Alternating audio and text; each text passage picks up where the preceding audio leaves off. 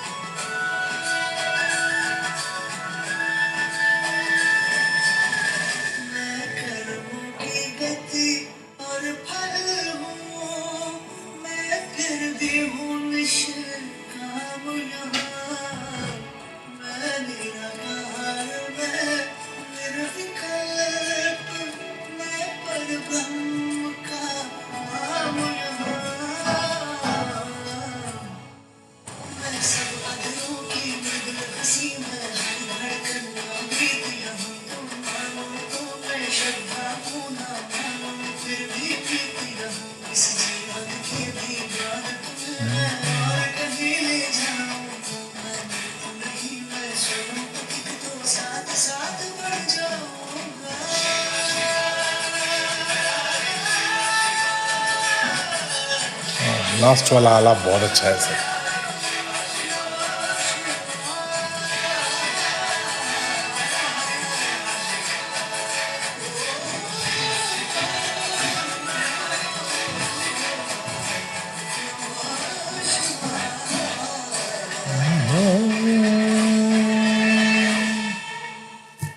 जो शंख पे खत्म हुआ है ना, बहुत सुंदर सर, वाह, शानदार।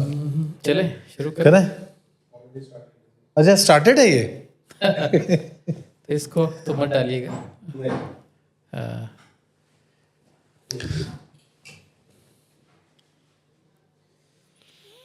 इस जीवन के भी बाद तुम्हें मैं और कहीं ले जाऊं। चलिए आप ओपन करिए सर। आप करिए। नहीं सर। नहीं, अरे आप।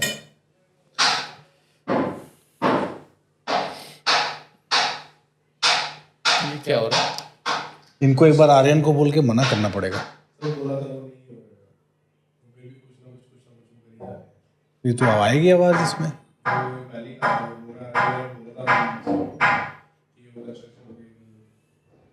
बोलो 15 मिनट रुक दो, 20 मिनट।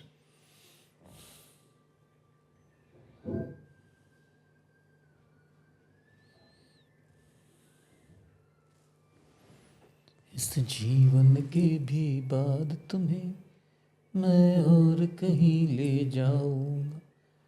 मैं मृत्यु नहीं, मैं स्वयं पथिक। आर्यन एक बार जरा किशोर जी को बोल के, इसको हम लोग आधे घंटे ही रिकॉर्ड कर रहे हैं ना, और शोर हो रहा है वो थोड़ा कंस्ट्रक्शन वाला ना, एक बार बोल देना। हाँ एक बार बोल दो जरा वो बंद करने के लिए।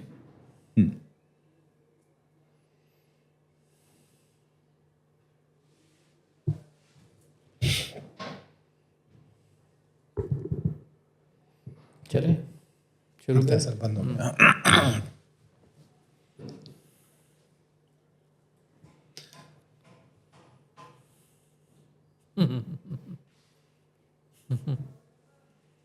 साउंड प्रूफ होने की जरूरत है।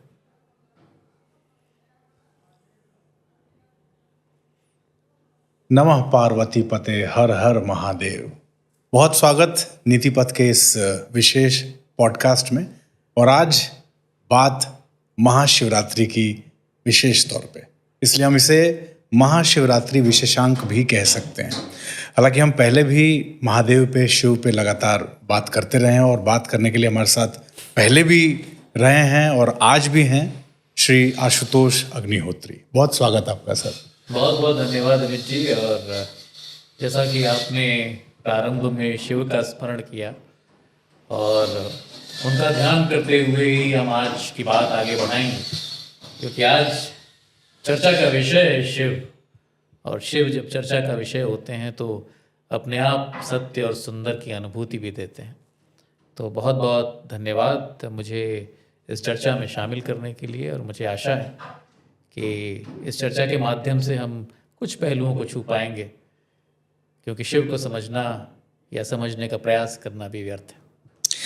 आपसे पहले भी बात महादेव को लेके होती रही है सर, और आपकी बहुत सारे जो एपिसोड्स में आपने बातें कही हैं, मैं एक बात पे आके हमेशा थोड़ा अटकता हूँ और उस बात पे ठहर के सोचता हूँ। Shiva is the meeting point of all extremities, आपने एक बार ये कहा था। मैं चाहता हूँ हम यहीं से शुरू करें सर, और इसका थोड़ा हम कहते हैं ना हिंदी में पल्लवन करें कि इस बात के पीछे की बात क्या है। इसे मैंने, जैसा कि आपने कहा, मैंने इस बात का उल्लेख कई बार किया है कि Shiv is the meeting point of all extremities in life. और कविता में भी मैंने लिखा है कि वो दो छोरों का अंत कहीं उस सबको यहाँ मिलाता है, वो सत्य साधना में डूबा ही सुंदरतम कहलाता है। अगर आप देखेंगे, आप शिव के व्यक्तित्व को समझने का प्रयास करेंगे तो आप एक अजीब सी कश्मकश और असमंजस का शिकार हो सकते हैं। क्योंकि एक तरफ तो वो गृहस्थ जीवन में है, दूसरी तरफ संन्यास, एक सन्यासी के वेश में है, संसार में हैं भी और संसार में नहीं भी है। तो राग और वैराग्य का जो अद्भुत संयोजन है वो शिव है। फिर उन्हें मृत्यु का ईश्वर कहा जाता है, मृत्यु का देवता कहा जाता है। लेकिन जीवन के हर क्षण में आप शिव का अनुभव करते हैं। तो जीवन और मृत्यु दोनों के बीच में कहीं ना कहीं ऐसा कुछ है जो शिवत्व प्रदान करता है। फिर आप उनके आसपास अगर देखें तो आपको ऐसे जीव जंतु, ऐसे प्राणी मिलेंगे जो शायद एक दूसरे के शत्रु हैं जी, उनको एक दूसरे का सानिध्य बर्दाश्त भी नहीं, लेकिन वो शिव के साथ न केवल एक साथ रहते हैं बल्कि बंधुत्व भाव से रहते हैं, संप्रीति के साथ रहते हैं। तो शिव ही तो है जो तमाम विरोधाभासों को दूर करते हुए आपको जीवन की वो समझ देता है जहाँ पर आप विरोधाभासों को घुलते हुए या मिटते हुए देखते हैं, और जहाँ पर वे घुल कर मिट जाते हैं वहीं पर एक नए अर्थ का जन्म होता है, एक नई संभावना का जन्म होता है जो फिर से शिव से उत्पन्न होती है। तो इसलिए मैं कहता हूँ कि बहुत सारी चीज़ें हैं जीवन में जो परस्पर विरोधी हैं, और शायद जीवन समन्वय का नाम है। जी, तो मैं शिव को समन्वय का ईश्वर बोलता हूँ, क्योंकि एक सुचारू रूप से जीवन जीने के लिए आपको समन्वय की आवश्यकता तो है। या कोई भी संगठन चलाने के लिए जहाँ पर उस संगठन के बहुत सारे अंग हैं, बहुत सारे भाग हैं, बहुत सारे काम हैं, उन कामों में एक तारतम्यता हो, इसके लिए आवश्यक है कि जो विरोधाभास हैं या ओवरलैप्स हैं, रिडंडेंसीज हैं, कॉन्फ्लिक्ट्स हैं, कॉन्ट्रडिक्शंस हैं, वो लगातार समाप्त होते हुए चलें। क्योंकि अगर वो रहेंगे तो कहीं ना कहीं व्यवधान उत्पन्न करेंगे, और आप जिस लक्ष्य की प्राप्ति में जुटे हुए हैं वो लक्ष्य आपको नहीं मिलेगा। वैसे ही आपके जीवन में आपको दिन और रात, जीवन और मृत्यु, सुख और दुख, हर्ष और विषाद, जितने भी ये परस्पर विरोधी भाव हैं या परस्पर विरोधी घटनाएं हैं, उनके बीच में ही अपने जीवन की नैया को खेना है। और इस जीवन रूपी नाव को आप सफलतापूर्वक अपने गंतव्य तक ले जाएं, इसके लिए आवश्यक है कि आप इस समन्वय को जानते हो, इस विरोधाभास को मिटाना जानते हो, और इसलिए शिव का स्मरण, शिव की आराधना आपको ये करने में सहायक होती है। आपका एक गाना अभी रिलीज हुआ सर, और उस गाने में मैंने सुना वो आखिरी पंक्तियां जिसमें वो एक लाइन आती है जिसमें ये कहा जाता है कि मैं मृत्यु के पार तुम्हें कहीं ले जाऊंगा। यानी मृत्यु नहीं है, मतलब आप शिव से मिलन को आप मृत्यु नहीं कह सकते। उस लाइन को, मतलब मैं इस गाने पर भी आऊंगा सर, बट इसको लिखते वक्त जब इसको आपने लिखा शिवोहम, क्या भाव था जब आपने इसको लिखा, और कैसे आपने शिव पे तो बहुत सारी रचनाएं हैं आपकी, बट इस रचना के पीछे क्या है? आपने सही कहा। शिव के शिव के विषय में और शिव के ऊपर मैंने कुछ कविताएं लिखी हैं या उन्होंने लिखवाई हैं। मेरा ये कहना ठीक नहीं होगा कि मैंने लिखी हैं, उन्होंने लिखवाई हैं। क्योंकि मैं एक कविता में कहता हूँ कि शिव आंख बंद कर दिख जाते और शिव बिना कलम के लिख जाते। तो जहाँ तक इस गीत का या इस कविता का संबंध है, तो मैं अपनी पहले वाले उत्तर पे जाता हूँ कि Shiv is the meeting point of all extremities. तो दो वर्ष पहले या 3 वर्ष पहले मैंने एक कविता लिखी थी, शिव डमरू का स्वरनाद प्रबल, शिव सत्य अमर नटराज सरल, शिव जीवन का लय ताल प्रवर, शिव मृत्यु मौन विकराल विरल। और वहाँ पर इस बात का उल्लेख होता है कि शिव राग भी हैं, विराग भी हैं, शिव पुष्प सुमन भी हैं, शिव भस्म वरण भी हैं, शिव राग लगन भी हैं, शिव त्याग गमन भी हैं। तो फिर इसी भाव को आगे बढ़ाते हुए मैंने इस नई कविता को रचने का प्रयास किया, जिसका शीर्षक दिया शिवोहम, क्योंकि उसमें 2 भाव हैं। एक भक्त का भाव है और एक भक्त के प्रश्न के या भक्त के समर्पण के उत्तर में शिव स्वयं कुछ कहते हैं। और उस कविता की अंतिम पंक्तियां हैं कि इस जीवन के भी बाद तुम्हें मैं और कहीं ले जाऊंगा, मैं मृत्यु नहीं मैं स्वयं पथिक तो साथ साथ बढ़ जाऊंगा। क्योंकि बहुत सारे लोग बोलते हैं कि शिव विनाश के ईश्वर हैं, शिव मृत्यु के ईश्वर हैं, और मेरा मानना है कि शिव के साथ कुछ भी शुरू होता है तो वो अंत हो ही नहीं सकता। तो अगर जीवन का प्रारंभ या ब्रह्मांड का प्रारंभ शिव के साथ हुआ है तो उसका अंत तो संभव ही नहीं, क्योंकि शिव स्वयं अनंत है। तो हमारी मृत्यु भी, या जैसे हम शारीरिक, हमारे शरीर का अंत बोलेंगे, शारीरिक मृत्यु बोलेंगे, वो भी सही अर्थों में मृत्यु तो नहीं है। वो एक क्रिएटिव एक एंड है जी, एक नए क्रिएशन के लिए, एक ऐसी घटना जहाँ पर आप थोड़ा सा विराम लेते हैं, क्योंकि शिव आपका हाथ पकड़ के आपको एक दूसरी यात्रा पे ले जा रहे हैं, एक नए आरंभ की ओर। और वो नया आरंभ जो है आपकी आत्मा की यात्रा में और आपकी आत्मा द्वारा लक्ष्य की प्राप्ति में अत्यंत आवश्यक कदम है। तो शिव ने हाथ पकड़ा और आपको ले गए और एक नई शुरुआत कराने के लिए। तो यही इस कविता के माध्यम से मैंने कहने का प्रयास किया। ये भी कहा कि तुम जिसको माया कहते हो वह मेरी ही निश्वास यहाँ, और तुम जिसे सत्य भी माने हो वह मेरा ही विश्वास यहाँ। मैं धुंध धुएं के पार कहीं मृदुअंतहीन सी आशा हूँ, जो सबसे सुंदर काव्य रचे मैं ऐसी अनुपम भाषा हूँ, मैं ऐसी अनुपम भाषा हूँ। तो शिव के साथ अगर कोई बात शुरू होती है या कोई विचार शुरू होता है तो वो अपने आप में एक ऐसा सुंदर स्वरूप ले लेता है जो शिव का ही स्वरूप होता है, और इसलिए वो इतना आनंददायक होता है कि स्वयं आनंदेश्वर होता है। महाशिवरात्रि की जब हम बात करते हैं सर, माँ और बाबा के मिलन का पर्व है। उस दिन एक हुए थे दोनों, और महाशिवरात्रि को जब हम ध्यान करते हैं तो यही आता है कि हम बार बार, मैं एक जगह मैंने पढ़ा भी, और उसको शायद आपने भी कई बार कहीं पढ़ा होगा, या मैंने शायद आप ही से सुना है कि where there is a force there must be a force carrier. तो शिव और शक्ति तो वो हैं कि शक्ति शिव को चलाती हैं, और उन दोनों के बगैर असंभव है। उन दोनों का मिलना ही हमारा बनना है, हमारा ये समायोजन जो है, हमारी जो रचना है वो इन दोनों के मिलने से हुई है। महाशिवरात्रि को अगर आप देखते हैं तो जब महाशिवरात्रि का भाव मन में आता है तो पहला भाव क्या आता है? पहला भाव तो आनंद का ही आता है, क्योंकि शिव बिना शक्ति के शव है और बिना शिव के शक्ति सार्थक नहीं है। शिव और शक्ति का संयोजन या मिलन ही संसार चला रहा है। और ये कहते हैं कि दोनों ही तत्व हमारे अंदर हैं। सिर्फ शिव ही अर्धनारीश्वर नहीं, हर व्यक्ति अर्धनारीश्वर। और आपके अंदर दो तत्व हैं, एक शिव तत्व है और एक शक्ति है।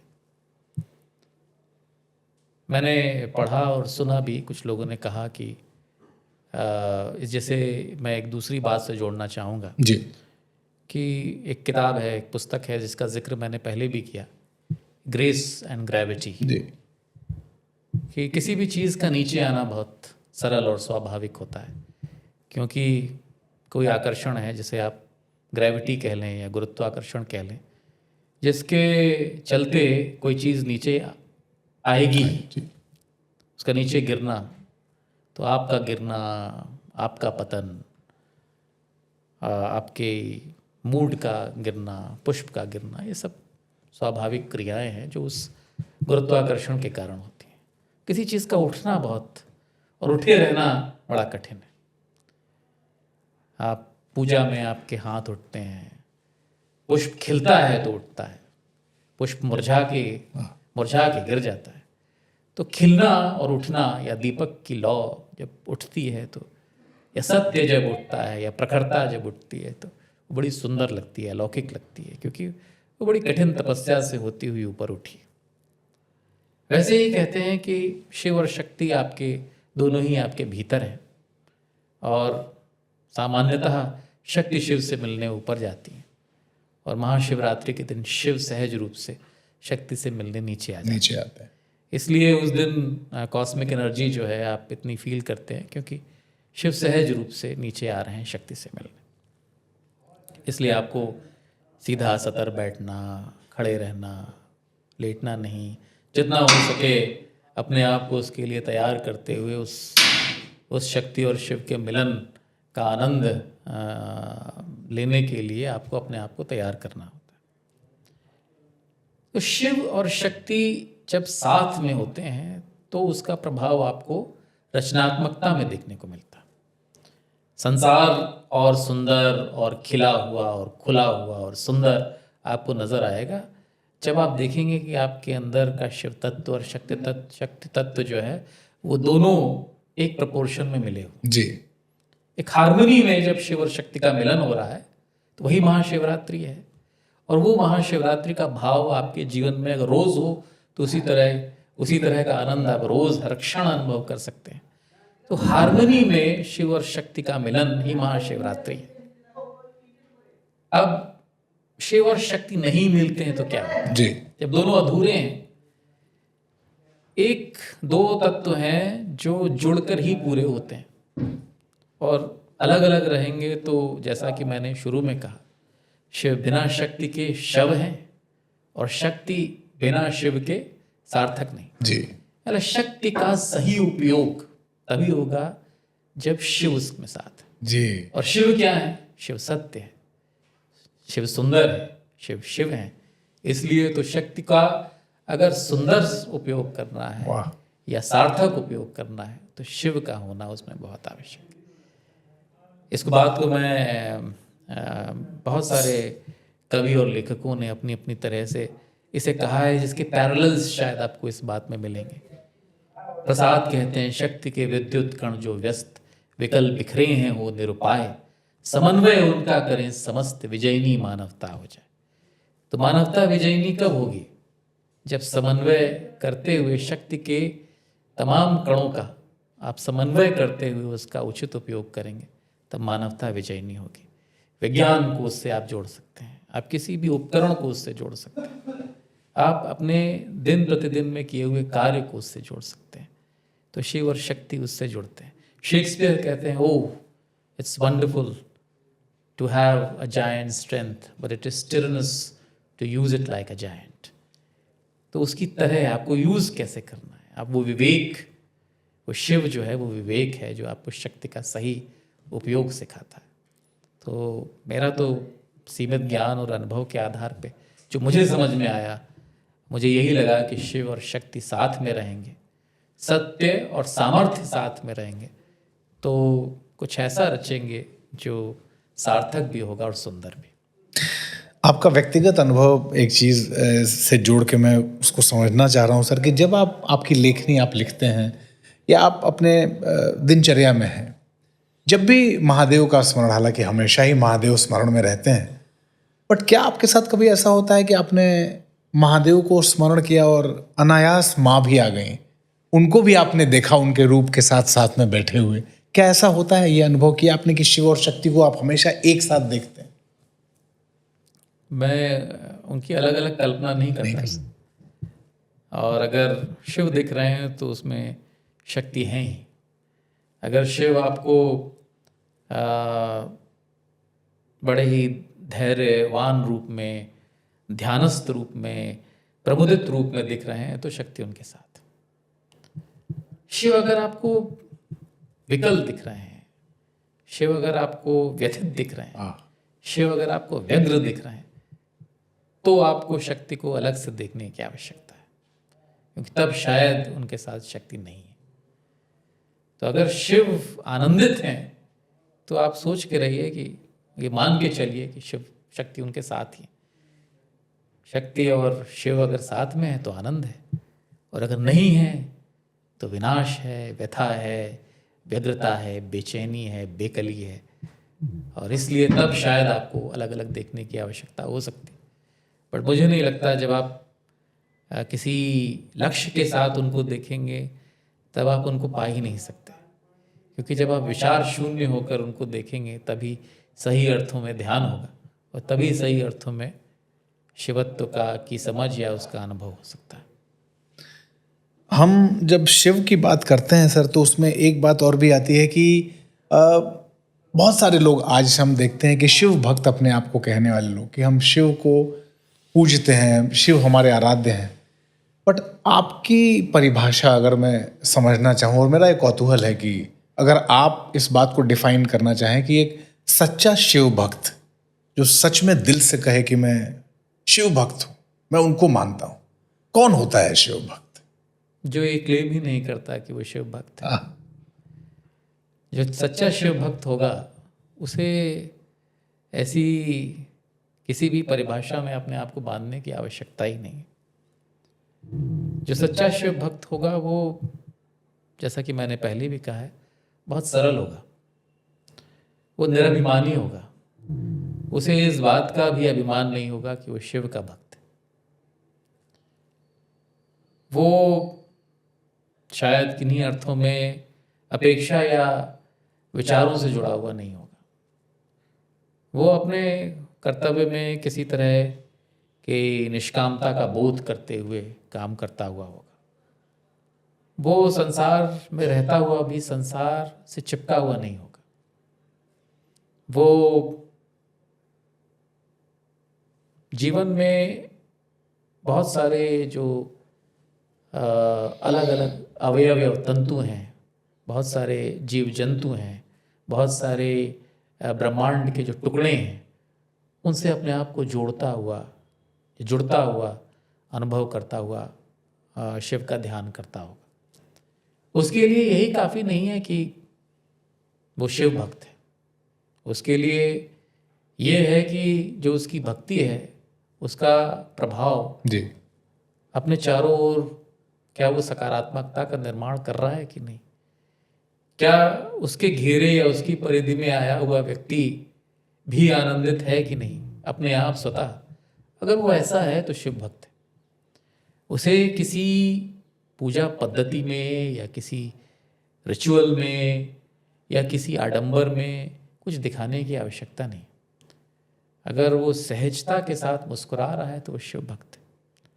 अगर वो बिना किसी दिखावे के अपना काम कर रहा है तो वो शिव भक्त है।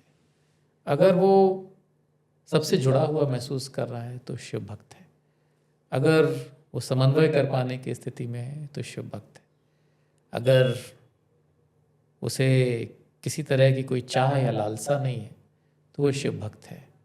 और अगर वो बिना किसी कारण के आनंदित है तो वो शिव भक्त।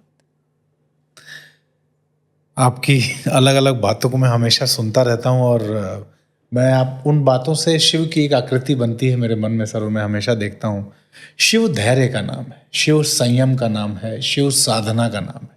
तो साधु अगर आप दोनों अगर अक्षर लेते हैं स और ध, तो संयम धैर्य ये दोनों चीज़ें आती हैं तभी आप साधु बनते हैं।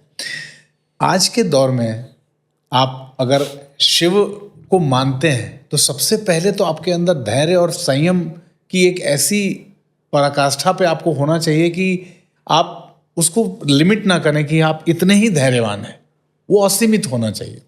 बट बस वही बात जब आती है गरल पान की कि एक ऐसा जिसने हम सबको बचाया उस गरल पान से, आप इस स और ध को कैसे देखते हैं? इसका भी उल्लेख या इसे समझने की कोशिश मैंने कुछ कविताओं में की है कि अमृत की चाह तो सबको होती है, देवताओं को भी थी और असुरों को भी थी, मनुष्यों को भी रहती है। मधु की एक बूंद के पीछे मानव ने क्या क्या दुख देखे। लेकिन जहाँ जैसा कि बोला गया कोई भी चीज़ अपने आप में बिना उसके विलोम के एग्जिस्ट नहीं करती। अगर दिन है तो रात है, सुख है तो दुख है, और अगर अमृत है तो गरल तो उत्पन्न होगा। लेकिन गरल को पी पाने का सामर्थ्य सब में नहीं होता। और यहाँ गरल प्रतीक है, ये सिर्फ मंथन से उत्पन्न हुआ विष नहीं है। ये किसी भी परिस्थिति में, किसी भी संबंध में, किसी भी लक्ष्य की साधना में, किसी भी कार्य को करते हुए आप जिस जटिलता, जिस परेशानी, जिस कठिनाई और उसके साथ साथ तमाम उलझनों को या आलोचना को या व्यवधानों की बात करते हैं तो शायद उसे गरल सदृश समझा जा सकता है। तो उसे पीने के लिए, उसका ग्रहण करने के लिए आपके अंदर एक धैर्य का होना तो आवश्यक है, और साथ साथ दूसरे की चिंता करना बड़ा आवश्यक है। क्योंकि जो व्यक्ति सिर्फ अपने लिए जी रहा है वो किसी दूसरे का गरल क्यों पिएगा। तो वही शिव है जो दूसरे के कल्याण की चिंता करता हुआ गरल भी पीता है और साधना में भी रत रहता है। अगर उन्हें सिर्फ अपनी ही परवाह होती और सिर्फ अपने ही जीवन लक्ष्य की या अपने ही आत्मा की लक्ष्य की या अपने ही परिवार के कल्याण की बात होती तो वो गरल पान क्यों करते। उन्होंने समस्त संसार की चिंता करते हुए गरल का पान किया। तो अमृत की चाह करते हुए हमें इस बात को ध्यान देना होगा, इस बात पर ध्यान देते रहना होगा कि साथ साथ जो गरल उत्पन्न हो रहा है उसे पी सकने की सामर्थ्य भी शिव ने हमको दी है। इसलिए मैंने किसी क्रम में बात करते हुए पहले कहा था कि आप जब किसी लक्ष्य की प्राप्ति में बढ़ रहे हैं या कोई अच्छा काम कर रहे हैं और उसमें व्यवधान आ रहा है तो वो गरल है।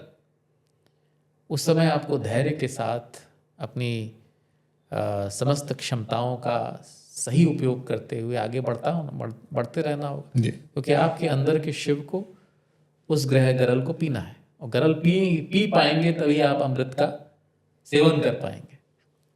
तो इन तमाम जटिलताओं के बीच से आपको सुरक्षित निकालने के लिए ही आपके साथ अदृश्य रूप में शिव चलते हैं। वाह। और आप देखेंगे कि बहुत कठिन से कठिन परिस्थिति और समस्या, विकराल से विकराल समस्या कभी कभी ऐसे ही क्षण में कहीं खो जाती है या उसका हल निकल आता है। उसका श्रेय आप अपनी प्रतिभा और अपनी मेधा को दे सकते हैं, उसमें उसका भी योगदान होता है। लेकिन कहीं ना कहीं वो शिवत्व है जो 24 घंटे क्षण प्रतिक्षण काम कर रहा है और आपको उन व्यवधानों से पार कराता हुआ आगे बढ़ा रहा है। बहुत सुंदर सर। हालांकि शिव की चर्चा आप हमेशा कहते हैं कि अनंत है, उसमें जब प्रश्न शुरू होते हैं तो वो और छोर ही नहीं है, वो तो कहाँ तक बात करें और अगले पल ही लगता है कि अभी क्या ही बात किया है। बट एक आखिरी प्रश्न मैं इससे जुड़ा हुआ, जब मैं शिव को देखता हूँ सर, उनकी वेशभूषा देखता हूँ, उनका रूप देखता हूँ, तो मुझे एक भाव जीवन का और आता है कि आप अपने आप को न्यूनतम में कैसे जीते हैं, कम से कम चीजों के साथ आप कैसे जीते हैं, कम से कम कपड़े पहन के कैसे जीते हैं, कम से कम भोजन के साथ कैसे जीते हैं, सिर्फ जल से कैसे खुश रह सकते हैं। और यही शिव है। आप जितने देवी देवता देखेंगे, हम सबको विजुअलाइज करते हैं, बट जब हम शिव को देखते हैं तो उसके बाद लगता है कि सबसे कम में तो चलने वाले और हमारे सामने प्रत्यक्ष रूप से रहने वाले शिव हैं।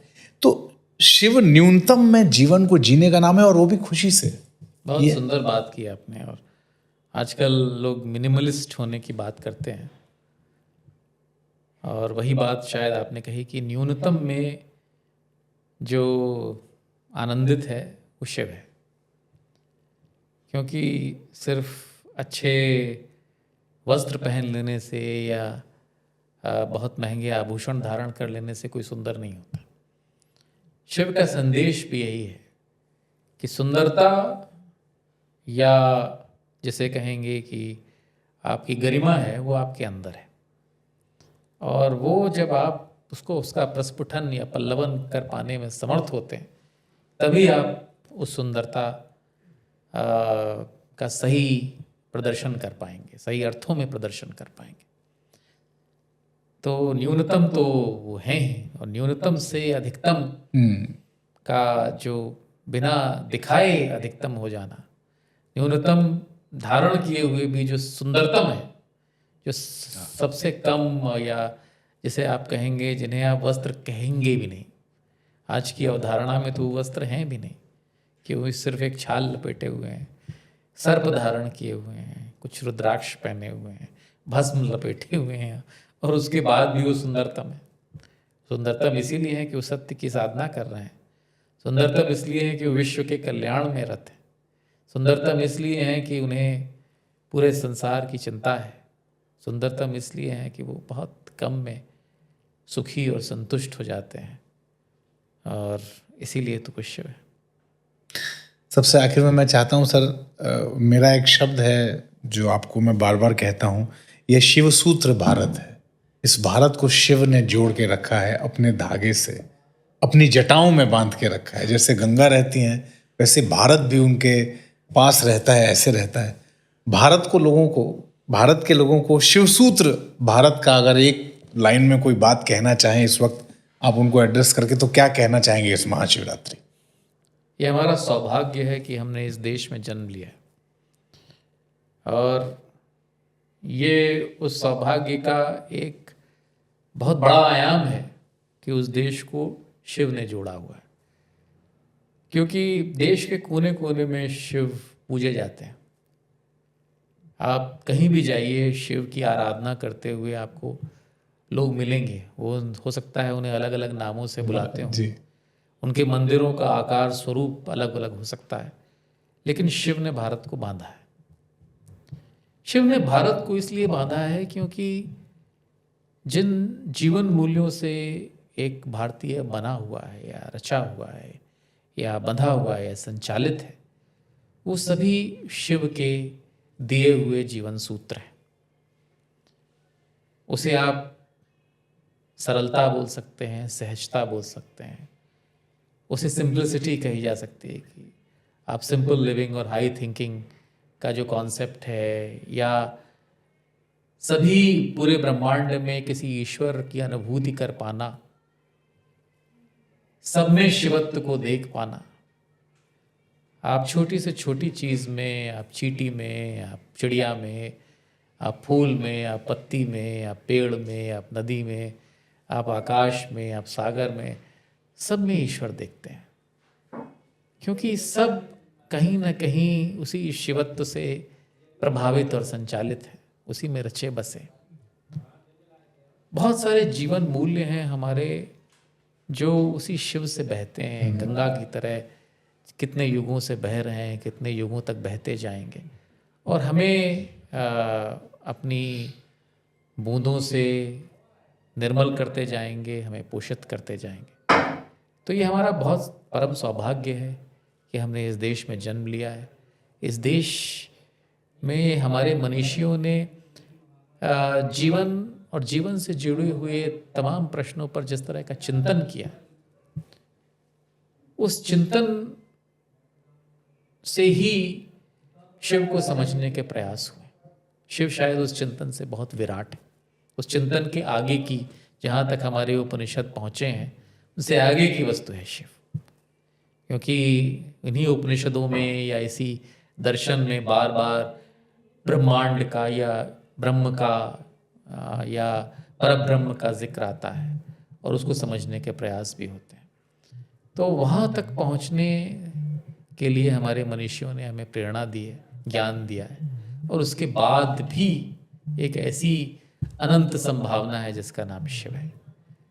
तो उस परम संभावना का ध्यान करते हुए, उनसे प्रेरणा लेते हुए हम अपने जीवन में आगे बढ़ेंगे तो हम देखेंगे कि हम पल पल एक नए आनंद का और आनंद के एक नए रूप का, एक नए आयाम का अनुभव करते जाएंगे, जो हमें और बेहतर जीवन जीने में और सुंदर जीवन जीने में सहायक होगी। बहुत बहुत धन्यवाद सर आज की बातचीत के लिए। और महाशिवरात्रि का ये विशेषांक मैंने ये सोच के रखा था कि महाशिवरात्रि पर अगर बात करनी हो तो आशुतोष से बेहतर कौन हो सकता है। बहुत बहुत धन्यवाद एक बार फिर से बहुत आपका। बहुत धन्यवाद अमित जी। और आज महाशिवरात्रि का ये विशेषांक जो आप देख रहे हैं, इसको हमने बहुत कुछ सोच के नहीं, बहुत ऐसे जब शिव भाव आता है तो हम भाव में बहते हैं। उसके बाद फिर सर खुद कहते हैं कि जब अक्षर मिलेंगे तो शब्द बनेंगे और शब्द मिलेंगे तो वाक्य बनेंगे। ऐसे ही ये एपिसोड अक्षरों, शब्दों, वाक्यों से मिलता हुआ एक आधे घंटे का एपिसोड हमने तैयार किया है।